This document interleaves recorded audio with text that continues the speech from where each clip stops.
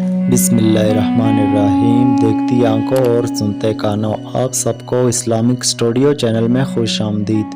پیارے ناظرین، ہمارے ساتھ جڑے رہنے کے لیے چینل کو سبسکرائب کریں اور گھنٹی کے نشان کو دبائیں۔ بنی اسرائیل میں ایک عورت تھی۔ اس کو جب وضع حمل کا وقت شروع ہوا اور تھوڑی دیر کے بعد بچہ پیدا ہوا تو اس عورت نے اپنے ملازم کو آگ لینے کے لیے بھیجا۔ وہ ملازم دروازہ سے نکل ہی رہا تھا کہ اچانک ایک آدمی ظاہر ہوا اور اس نے یہ پوچھا کہ اس عورت نے کیا جنا ہے۔ ملازم نے جواب دیا کہ ایک لڑکی جنی ہے۔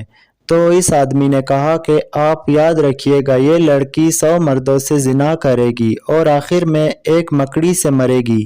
ملازم یہ سن کر واپس ہوا اور فوراً ایک چھری لے کر اس لڑکی کا پیٹ چاک کر دیا اور سوچا کہ اب یہ مر گئی ہے، تو وہ ملازم ڈر کے مارے بھاگ گیا، لیکن پیچھے سے لڑکی کی ماں نے اس کے ٹانکے لگوا کر اس کا پیٹ جوڑ دیا، یہاں تک کہ وہ لڑکی جوان ہو گئی اور خوبصورت اتنی تھی کہ اس شہر میں وہ بے مثال تھی۔ اور اس ملازم نے بھاگ کر سمندر کی طرف پناہ لی اور کافی عرصہ تک مال و دولت کماتا رہا، اور پھر شادی کرنے کے لیے شہر آیا اور یہاں اس کو ایک بڑھیا ملی۔ تو اس بڑھیا سے ذکر کیا کہ میں ایسی لڑکی سے شادی کرنا چاہتا ہوں جس سے زیادہ خوبصورت اس شہر میں کوئی نہ ہو۔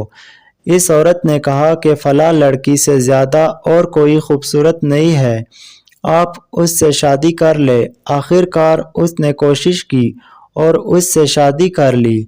تو اس لڑکی نے مرد سے دریافت کیا کہ تم کون ہو اور تم کہاں رہتے ہو؟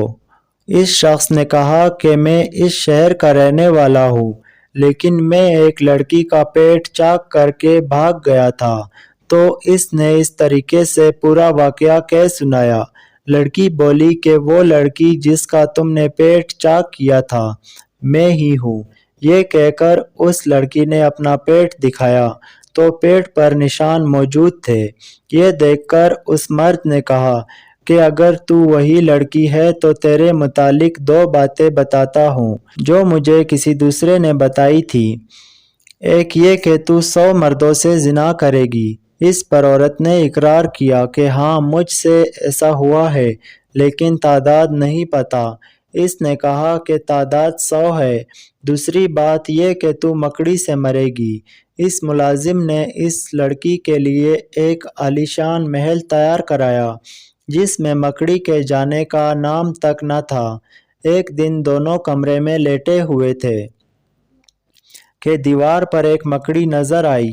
عورت بولی کہ کیا یہی مکڑی ہے جس سے تو مجھے ڈراتا ہے؟ ملازم نے کہا ہاں۔ اس پر وہ عورت فوراً اٹھی اور کہا کہ اس کو تو میں ابھی مار دوں گی۔ یہ کہہ کر اس کو نیچے گرایا اور پاؤں سے مسل کر اس کو ہلاک کر دیا۔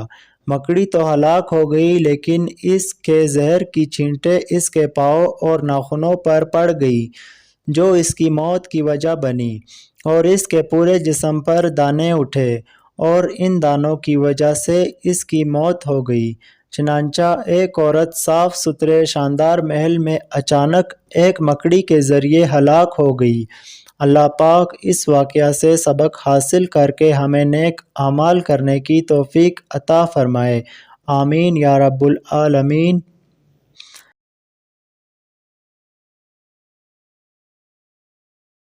ایک کفن چور کا واقعہ۔ ایک کفن چور تھا جو قبریں کھود کر کفن چرایا کرتا تھا۔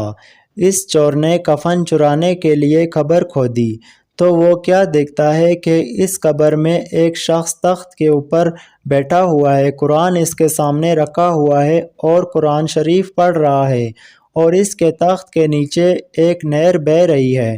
اس چور نے جب یہ دیکھا تو ایسی ہیبت طاری ہوئی کہ بے ہوش ہو کر گر پڑا۔ اس کے ساتھیوں نے اس کو اٹھایا اور چل دیے۔